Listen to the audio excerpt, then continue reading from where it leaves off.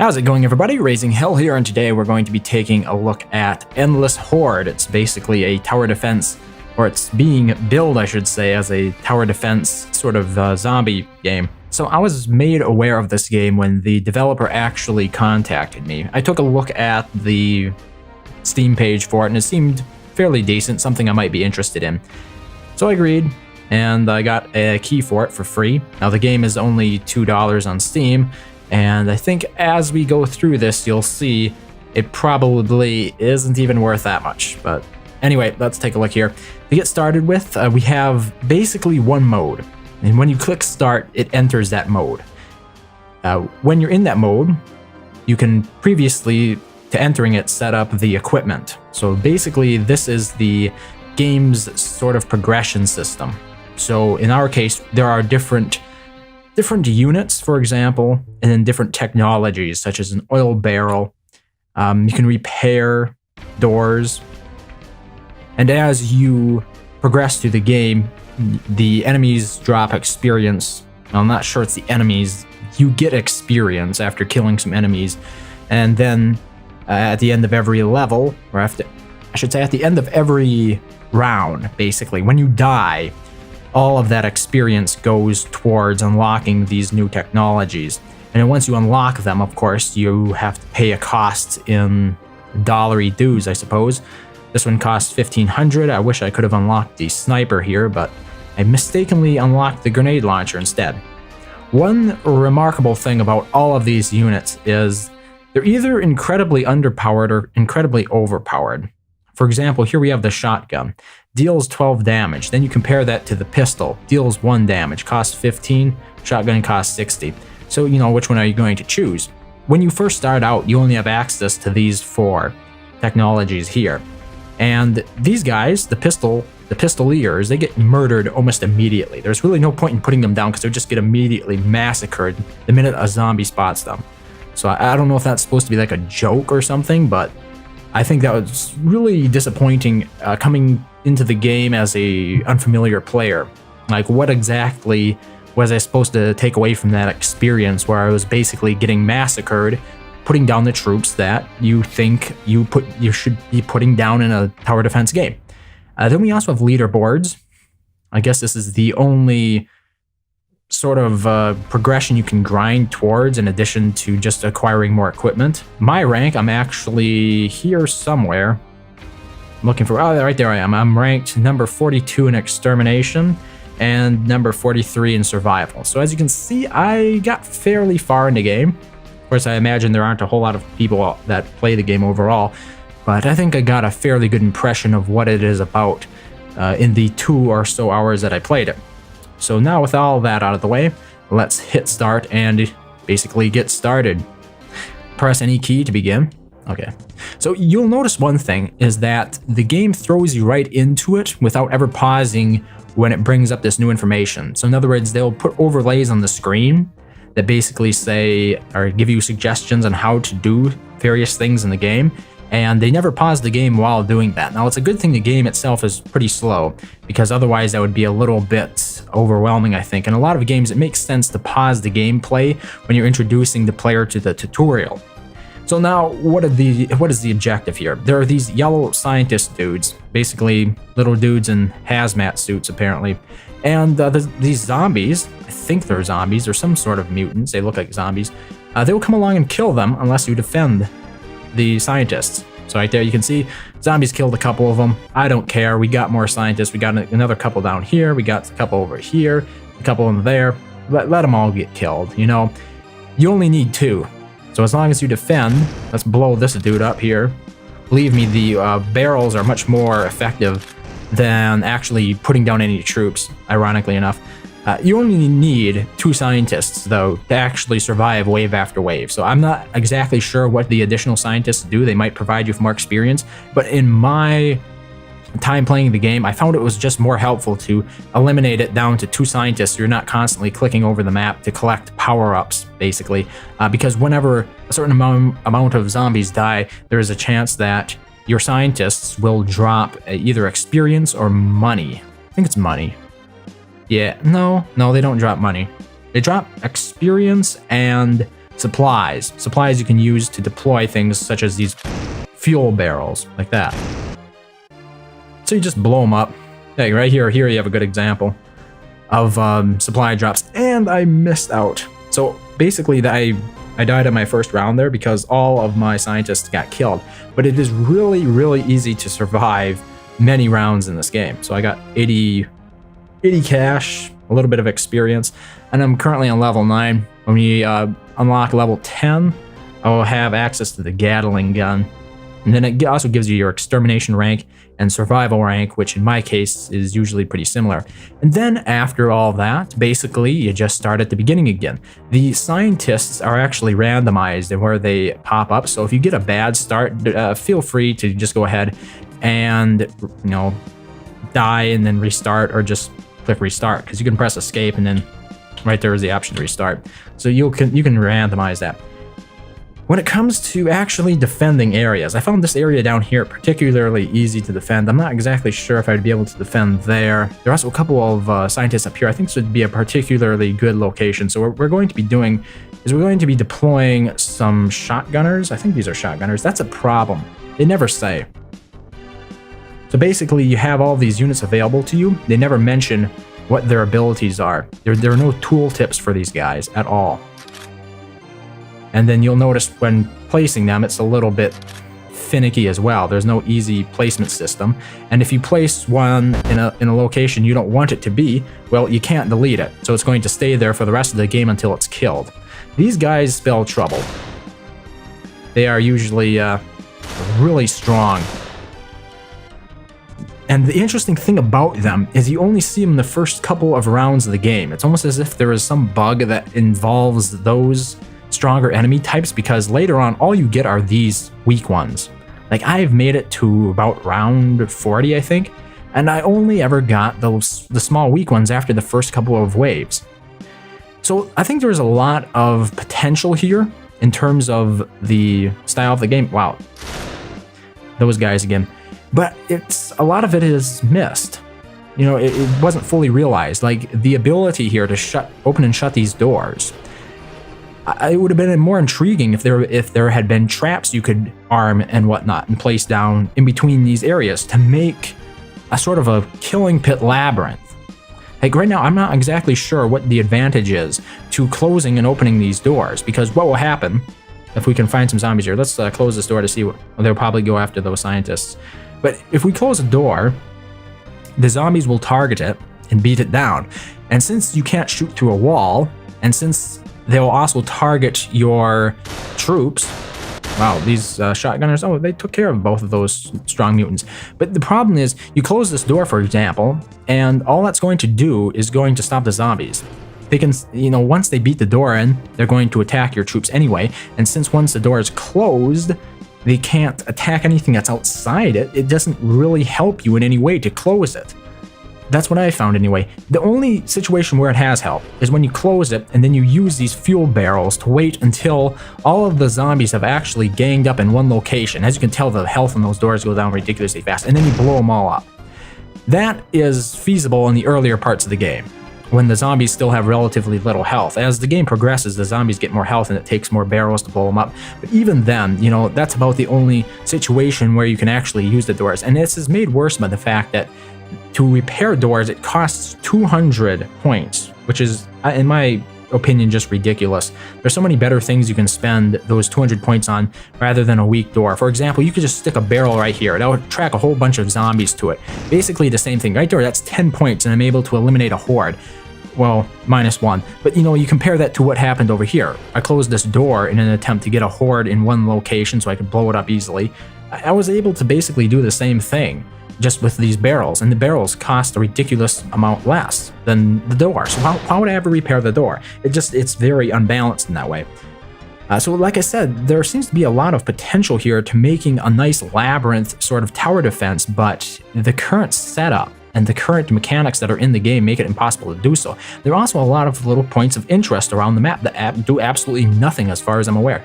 All these little computer terminals, I think, they're non-functional. There are all kinds of stuff that this could have helped.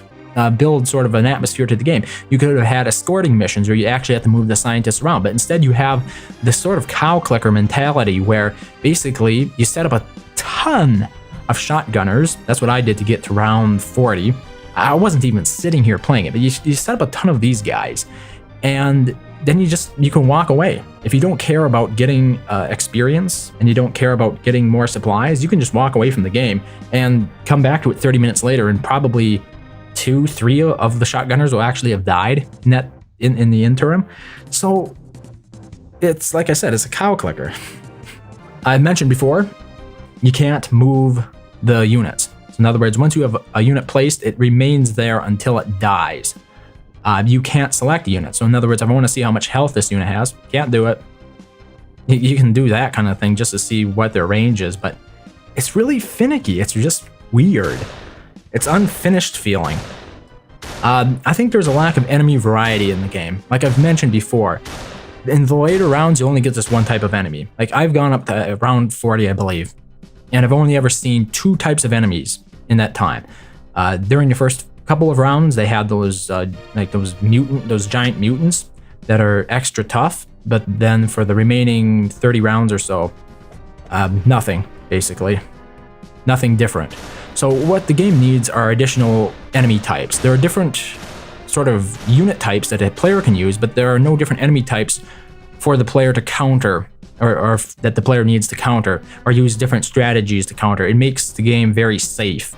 And that's why one of the reasons why you can just walk away from it. And it overall feels just really boring. You also can't speed the game up. You can click on this button, which makes the zombies run faster, but you pay a penalty for that. How about I just want the game to speed up like ×3 its current speed without actually paying a penalty for it. In other words, I don't want the zombies just to run faster. I want everything to run faster. That includes my troops that are shooting at the zombies.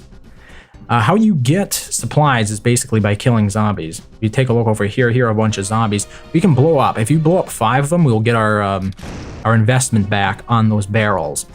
So every time you kill one zombie, it's worth 1 supply. That's basically how you get more supplies. You can also get them when the supply drops happen around these scientists area here. So what this sort of brings us to is the fact that the game is actually currently released on Steam. So if I would be much more lenient towards it if it was currently in beta or even in early access. I think that's much more forgivable. But in its current state, I do not think it should have been released even for $2. I really don't know how else to put that, but there is this rush to market mentality. And then once we have it on the market, we're supposedly going to fix it. But are you?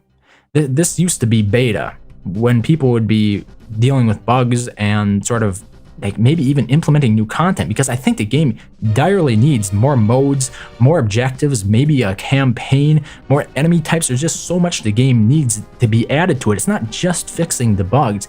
There is a plethora of content that should be added to this game to actually make it interesting past the first hour, I would say. So that is why we have things such as betas. And I don't think the game should have been released in its current state. It's not ready to be released. And then you're just banking on the goodwill of people to simply buy the game and then wait for you to maybe update it, maybe include the content that it should have been released with to begin with. There are no barricades really in this game. This was a con that I wrote down. So one of the big problems here, and it limits how you can actually set up your defenses, is the fact that there are no barricades in the game. So in other words, whenever you put a unit down, it's always going to be on the front lines, and zombies are always going to target it. They run towards it, as a matter of fact. I've mentioned this before. When you have like this little dude with the handgun, watch, they'll all run towards it and immediately massacre it. It makes placing defenses and units strategically impossible, I guess. That's the best way I can put it, because no matter what you do, the zombies will always run to that unit. There's no way to put up like a little fence around the unit so that way it's defended for a time while that unit can shoot at other units. In other words, maybe I would want to have a sniper or a grenadier somewhere placed around here in the path, around the area that the zombies will travel to most likely get to the scientists. I think the zombies, this is the thing about tower defense games. In tower defense games, the units usually will prioritize targeting the end goal. It could be a base, for example. That does not happen in this game. In this game, it will target anything that you put relatively close to it. You can put a barrel down, immediately target that. So it makes it, the AI mentality here makes it difficult to actually do anything besides just pile up a bunch of defensive units and then have them blow the enemy away with sheer firepower, which I think makes for a very dull experience. Like, I would like to set up units around the area strategically along paths that I could create and set up traps in these labyrinth pathways. That would be fun, but this game doesn't do that. Instead, what the only viable strategy really is just to stockpile a whole bunch of units in the room with the scientists and then wait until all of the zombies walk all the way there. It takes a long time because you can't speed the game up, and then it'll just blow them all away. And you don't have to even be around to do it. Here's another problem. Like, it's a minor thing, but you can't scroll the map simply by clicking and dragging for no good reason. Like, even right click, left click, it could be anything. You have to scroll by going up and down, side scrolling basically. Either that or you can use WASD. I'm not a fan of side scrolling at all. WASD is good. I'm glad they included that, but the side scrolling thing, there's really no reason why I can't click and drag to move the map around. Really no reason at all. Thankfully, there's a mini-map here, but the mini-map also gets in the way because sometimes you'll be down here at the bottom of the map and there's the mini-map and you can't move the mini-map anywhere else. So it covers up part of the screen then. So I'm not exactly sure what the best solution to that would be. Maybe, I mean, they do allow you to turn it off, but it's quite important to know where the enemy units are. So I really don't consider that like a feasible alternative if I'm shacked up here in this little room, for example, and I need to defend it, and then there's a mini-map in the way all the time. Here is an interesting anecdote. So when I first started this game, now the game uses Unity as an engine, and Unity is relatively stable. Like, if you're starting out building a game using Unity, you have a lot of tools available to you, right? When I first started the game, I also had Twitch running in the browser Edge. It's the new browser by Microsoft. And the game would never actually start. It would never show up on my screen until I actually closed Edge down completely. I have 2 monitors. That's something to keep in mind here. And another problem that I encountered was that since I have 2 monitors, whenever I scroll to the left, I can actually, there's nothing that keeps my cursor in bounds. It will just clip right outside the game. And if you accidentally click when the cursor is outside of the game, it's when it's basically on my other monitor, what will happen is the game will blank out both of your monitors. Now you can get around this by simply ALT tabbing out of it, but if you press something like the Windows key or you press Control ALT delete, nothing will show up. And that means that you might just decide to restart your computer because of that, because there's nothing on the display basically. So, that's something to keep in mind. Fortunately, I didn't lose any information the first time I restarted. For some reason I forgot about ALT tab. But the first time I didn't lose any information, so that was a good thing. But it's just something to keep in mind when dealing with an engine like this, because it's Unity. You would think it'd be difficult to make Unity run so poorly on, like, in full screen and then deal with ALT tabbing out of the game, but apparently this game does not handle that too well. So like I said before, the pros, in my opinion, is there was a lot of potential here in terms of labyrinths, setting up traps and stuff like that. And then there was just a huge list of cons because there isn't a whole lot. There isn't a whole lot here to like. You might be noticing it's pretty samey. This is pretty much the extent of it. This is the strategy that works. Let's click on drops every few minutes. Cow clicker, the cow clicker of tower defense zombie games, basically. And that, the thing is, there are other tower defense zombie games out there. There are lots of them. Does anybody remember yet another zombie defense game? It was about the same price. It was about $2. And I believe it was made sort of just as a fun project by a student or something. It was hugely successful. It was popular. Very popular. I know a lot of people bought it as a joke, but it's actually a good game. I've played it for about 5 hours, and it basically has you setting up defenses. Like, you run around killing zombies with one individual character, and then in between each wave you have the ability to go ahead and buy things that can be placed down as defenses. You have the ability to buy weapons, barricades, turrets, all that kind of cool stuff that this game simply doesn't have. And it actually drove me to play it a lot.